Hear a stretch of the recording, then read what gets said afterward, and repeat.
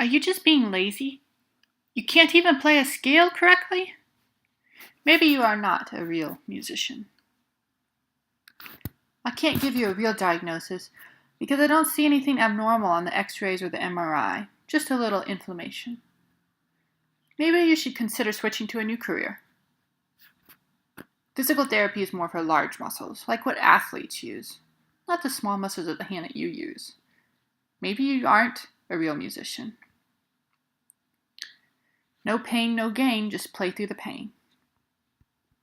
I know you want to be a teacher, but you still need to be able to play at a very high level. Maybe you are not a real musician. These are the types of phrases that are often said to an injured musician. These are also the thoughts that continually interject the injured musician's experience, when the pain quiets enough for thoughts to form. This video will discuss the experience of injured musicians in order to help teachers have more awareness of the complex existence of injured musicians. This video will give specific examples of things not to say or do if you have an injured student, as well as specific things that could be helpful in the healing process. I will not give medical descriptions of the common injuries that musicians face, nor will I suggest specific techniques that could be useful. That information is readily available elsewhere, such as the Performing Arts Medicine Association's journal entitled Medical Problems of Performing Artists. Exploring alternative techniques when playing can be very beneficial, but is too individualized to be addressed in this video. This video will instead provide a brief overview of the emotional and psychological struggles that many injured musicians face. First, we will look at the struggles that injured musicians face. We will start with the most concrete examples. The most concrete examples are the issues that are readily apparent to others. It can be tempting to view these problems as a primary issue, so shallow solutions are often suggested to address these concrete examples. The deeper, more invisible struggles can lead to longer repercussions, but it is important to at least acknowledge the obvious struggles before looking at these more existential struggles. The most concrete struggles are the inability to complete course expectations and a potential loss of income, such as scholarships or gigs. In college students, the injury prevents active participation in ensembles and private lesson repertoire is not completed. For professional musicians, financial instability becomes a pressing issue as they are forced to take time off from work at the same time that medical bills accumulate. Moore discusses this struggle in his dissertation titled Life After Performance, the Subjective Experience of Musicians Who Undergo Career Transition. Buller's article, What Is It Like to Be an Injured Musician?, discusses the physical pain as well as the psychological pain of searching for a medical diagnosis. Musician injuries are idiomatic to their discipline, so medical professionals often miss symptoms of injuries when they are not clearly present on x-rays or MRI scans. Sometimes the injury is not obvious until the musician begins to play music. This inconsistency can make the injured musician feel like they are going crazy. Lack of a diagnosis can lead to depression, according to both Buehler and Moore.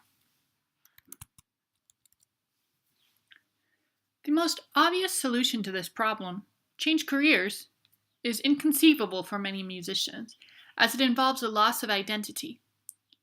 Musicians often experience frustration with the medical community when they suggest a career change. For many injured musicians, the thought of a career outside of music is inconceivable. Their identity is based on being a musician. Moore explains that their childhood was filled with intensive study of music, often during the years when identity is formed, according to Erikson's stages of development. Buehler discusses the existential incongruity that can occur when a key feature of a person's identity is no longer obvious. The injured musician cannot play, so are they still a musician? Buehler also describes the role that pain can play in the loss of identity. Pain, especially invisible pain, and pain that is not acknowledged by people around you, can make you feel less than human. Rather than working hard to get better, which is so ingrained in musicians, an injury forces you to become more passive, simply waiting for the swelling to decrease or waiting for a new medical test result, or waiting to see if you can ever play without pain. Even if an injured musician pursues a new career, the pain may still exist. Injury affects personal identity. It also affects identity within a community. Fellow ensemble members may become frustrated with the injured musician when they are unable to fulfill performance obligations. The injury forces the injured musician to rest, which can be misinterpreted as being lazy or a lack of dedication. After all, the other musicians often cannot see an injury and may see the injured musician doing other life tasks with minimal pain. Attending concerts becomes heart-wrenching for the injured musician because they are unable to perform.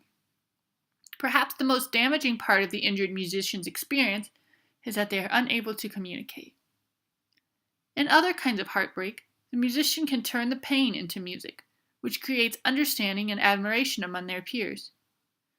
The musician's injury leaves them mute and unable to express their experience.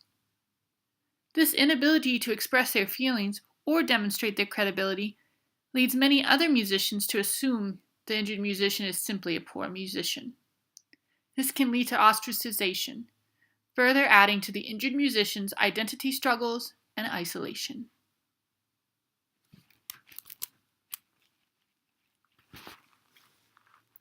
Now that I've discussed some of the hidden struggles of injured musicians, I want to provide some suggestions of things not to say or do if you are working with an injured musician. Never encourage a musician to play through the pain.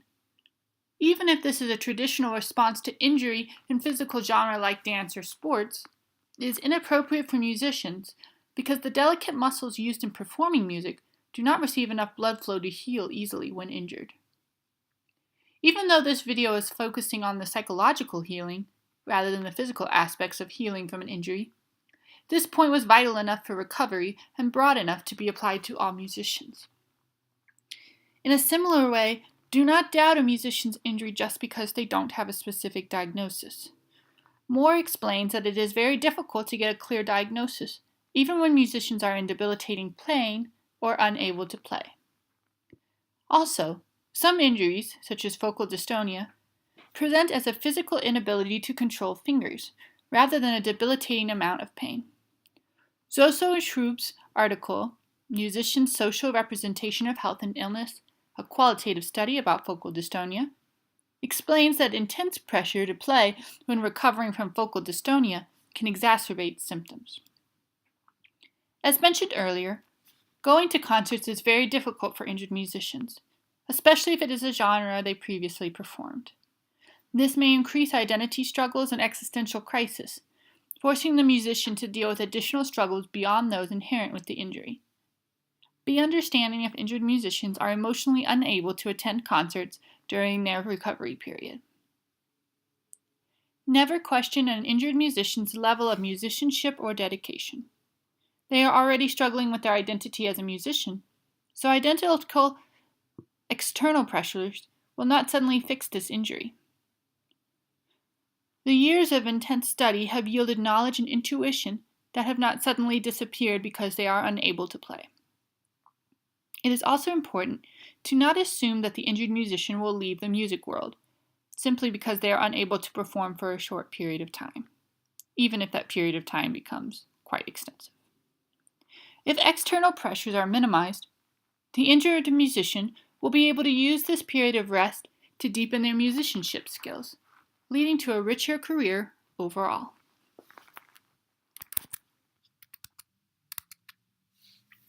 Next, I will offer some possible solutions. I realize that the practicality of these solutions may not be feasible in all situations. I also realize that if the recovery period lasts several years or is unlikely to end, it may become impossible to finish a music degree or continue to have steady employment as a performing musician. These suggestions are merely designed to plant seeds of discussion. There are many different ways to support an injured musician. First of all, give the musician the space to have lots of career flexibility. If a musician wants to remain in the music field, which makes sense since they have invested many years of training in this career, help them explore other options besides performance. Leon Fleischer became a revered teacher and conductor when he suddenly developed focal dystonia. Gary Greifman also became a teacher, as well as the president of the Curtis Institute of Music. Both musicians have performed one-handed concerts with superb musicality. There are many careers in music that do not require performance, such as composer, music administrator, teacher, or researcher. Sometimes there is a stigma associated with choosing a lesser career in music, but this is nonsense. These alternative careers can give voice to injured musicians and allow them to still communicate their strengths as musicians. These musicians' insights are still vitally important to the music world. On the other hand, an injured musician may use this time to start a brand new career. This is also a good choice and may minimize the daily contact with music, which could be a frustrating reminder of the past performance career. At the collegiate level, there should be alternative course requirements for injured musicians. Students often cannot drop the ensemble courses without losing their scholarships, but it is not useful to have the injured musician sit passively through rehearsals. The student should be encouraged to do a research project or a composition that will benefit the ensemble. Researching the history of the repertoire or becoming the ensemble's social media director will help the injured musician develop additional skills as well as benefit the ensemble. When the injured musician does attend rehearsals, actively seek out their opinion as to the balance or the intonation of the ensemble, as they will be able to hear discrepancies better than the actual performers in that moment. It is important to provide different means of expression during the recovery period in order to give a voice to the injured musician. Injured musicians should be encouraged to attend composition, education, and music theory conferences to see if they would enjoy presenting their music knowledge in these formats. Depending on the type of injury, musicians might enjoy joining a different kind of ensemble in order to be able to create music.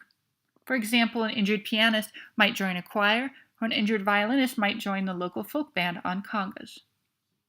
Also, depending on the injury type, expressive movement could be useful. Van der Kolk suggests that bodily movement is crucial from recovering from traumatic experiences. In this way, yoga, tai chi, or dancing could help integrate the physical experiences with the psychological trauma of being injured. Buller describes how injured musicians lose a sense of self because of losing bodily awareness. Quote, "In living this experience, though, the only way to face all the negatives, the grief, the loss of identity, the changes in my body, experiencing the body in between, is to take hold of it and grow. I want to express the feelings and the essential nature of this experience, not to deny the experience or project it onto the world as a way of getting rid of it, but as a way of getting on with my life, whether I am injured or not." End quote. Practices such as Alexander technique and body mapping use this philosophy to help injured musicians become more aware of their body and determine what the injury pain might be trying to signal to the brain, in order to explore alternative ways of playing with minimal pain.